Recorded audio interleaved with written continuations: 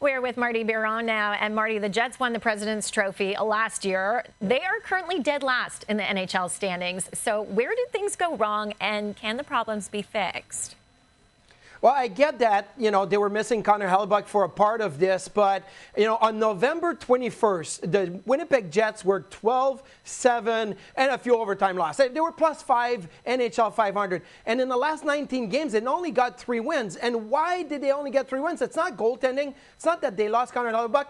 It's the lack of scoring, and more importantly, on the power play. You look at the power play, only 12% in that stretch of 19 games, only 6 power play goals, and they lost 10 games in that stretch by 1 goal. If they had only scored 5 or 6 more power play goals and maybe got to about 22-24% where they were at the start of the season, they would have been fine. Last year, they had the top power play in the NHL. I look at the top guys. The depth can get you maybe a boost 5-on-5, but it's the top guys that get on the power play that have to make a difference. And for me, when you get these tight games and you start losing 1-goal game and your power play is not coming through and getting you that one important goal, that's where it's all gone wrong. 12% over the last 19 games, that's not going to be good enough. It's got to be at least 20%.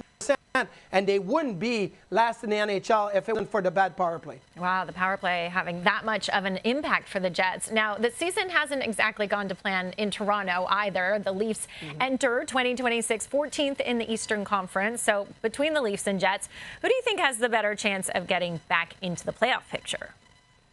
Well, I'm going to say the Toronto Maple Leafs right now, there's only 10 points that separate the bottom to the top in the Atlantic Division. In a couple of weeks, that could be all, tipsy-turvy. The top can be the bottom, bottom can be the top. And you look at the Leafs, they're only 6 points back of where they were last year when they had 108 points in the season. And some may say, oh, they must have played way more games this year. No, I get it's a congested schedule, but they've only played 1 more games this year. It was a bad start, and they've kind of figured it out a little bit more. Now, they had a couple of bad streaks. They won 1-5 at one point and 1-7. They got to avoid, having those type of streaks where they have only 1 win in 6, 7, or 8 games. They got to be able to get right back to winning after a loss. But if I look at the way the standings are, the way the divisions are set, I think the Toronto Maple Leafs, for me, are still very much in the battle. And I actually expect them to get back and make the playoffs by the time the season's over.